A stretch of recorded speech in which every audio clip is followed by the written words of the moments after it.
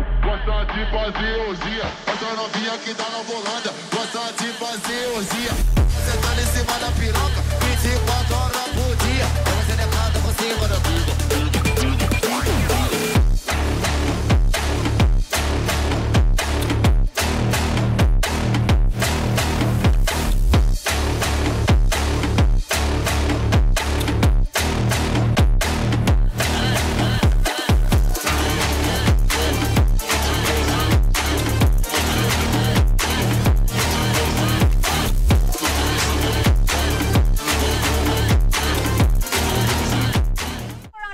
Dito muna tayo mag-umpisa sa kanyang technical specification. Of course, this Suzuki Raider 150 Fi 2024 model is powered by 147.3cc liquid-cooled 4-stroke dual overhead cam at 4-valve. Pagdating naman sa kanyang max power, ito ay mayroong lakas na 13.6 kW sa 10,000 RPM and max torque of 13.8 Newton meter at 8,500 RPM. Meron din siyang compression ratio guys na 11.5:1. And ang kinaganda dito guys, ito ay liquid cooled na, so makakaasa ka sa long ride, hindi na siya basta-basta mag-o-overheat.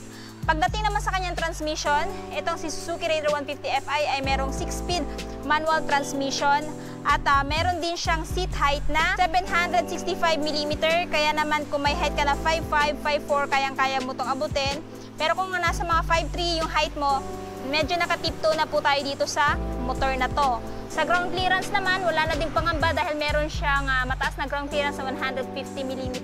Kaya sa malalaking humps ng Pinas, hindi na basta-basta masasagi yung ilalim na bahagi ng motor na to. So, dito na tayo guys sa kanyang overall looks, no?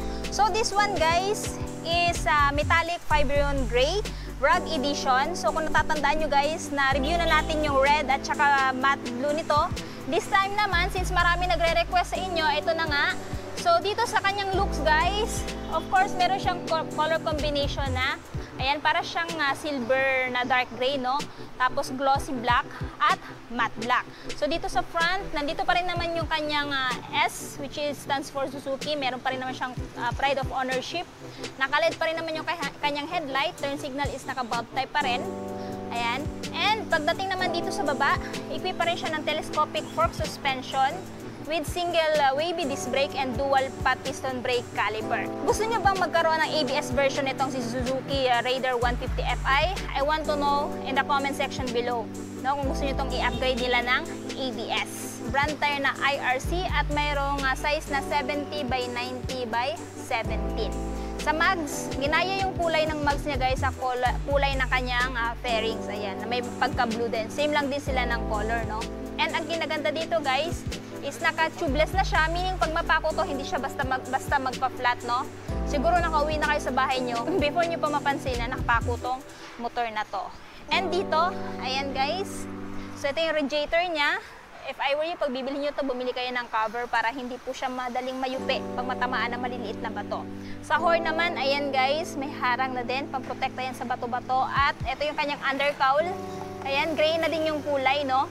So, pang-protekta yan sa engine nitong si Raider 150 Fi. Ayan.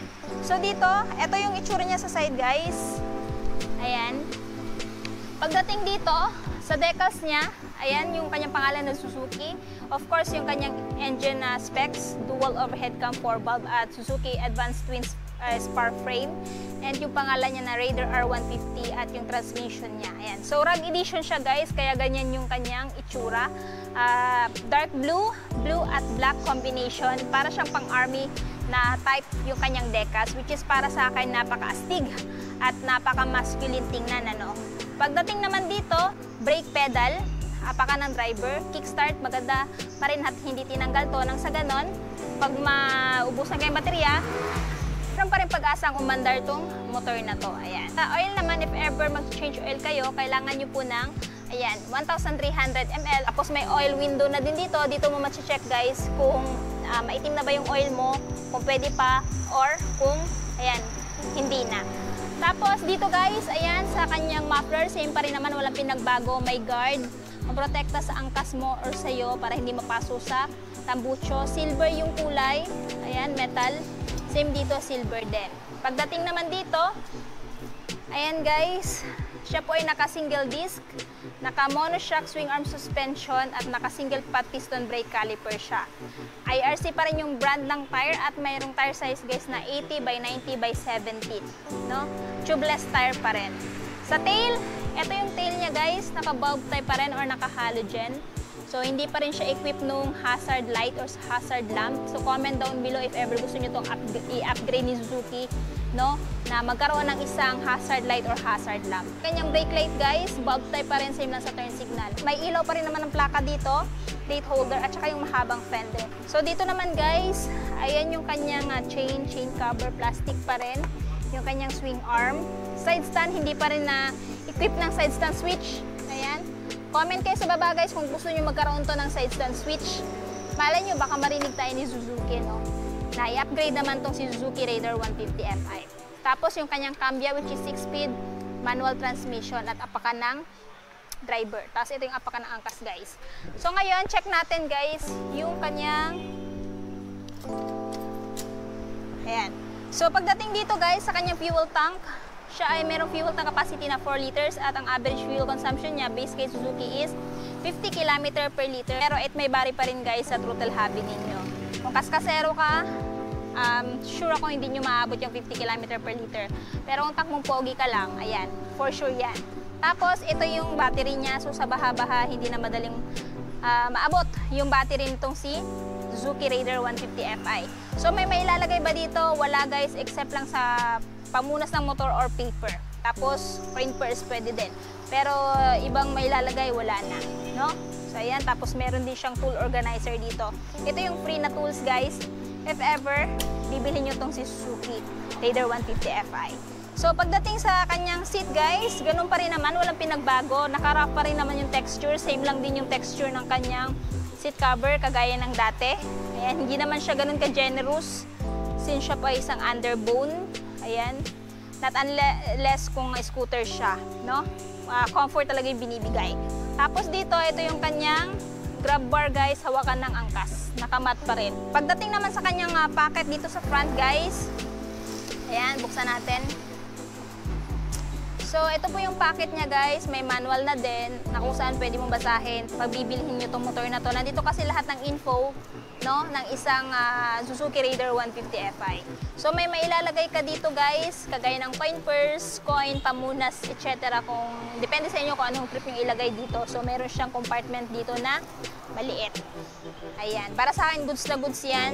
Para if ever meron kayong hawak-hawak na gamit na maliit, pwede nyo mailagay dyan.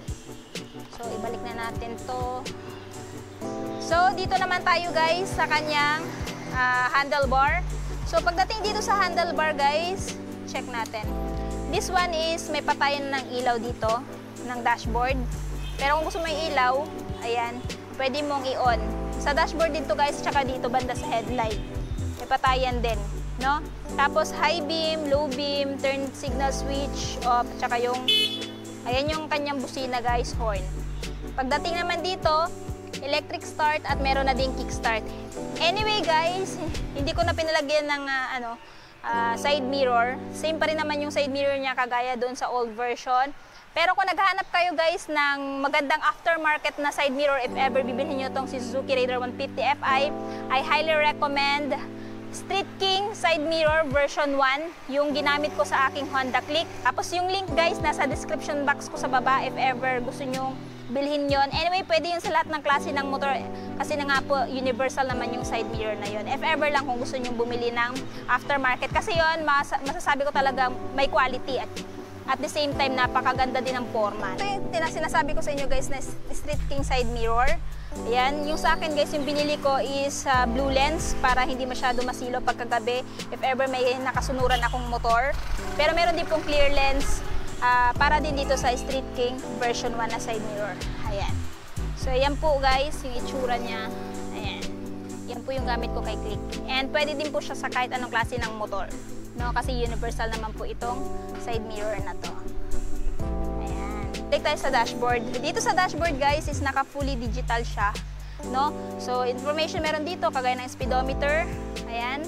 Tapos yung odometer, gear, kung anong gear ka na, RPM indicator, fuel gauge, Ayan, tapos merong select at adjust. Sa select, trip A, trip B, at odometer. Adjust button, para naman to pag mag-set ng time. Sa mga lights indicator, kagaya ng neutral indicator, RPM indicator, high beam, low beam, turn signal indicator, check engine at temperature indicator. So ayun na guys, aside sa mga nabanggit ko, wala namang in-upgrade dito kay Suzuki Raider 150 Fi, kundi yung kulay lang niya at saka yung decals niya. So comment down below guys kung ano pa yung mga gusto nyong features na ilagay ni Suzuki sa susunod na generation ng Suzuki Raider 150 Fi at kung ano yung gusto nyong mabago dito sa the pinnacle of hyper underbone. I-comment nyo na lang sa baba. So for this month, ito pong Raider na to guys ay nagkakahalaga ng, ayan, spot cash is 120,000 pesos.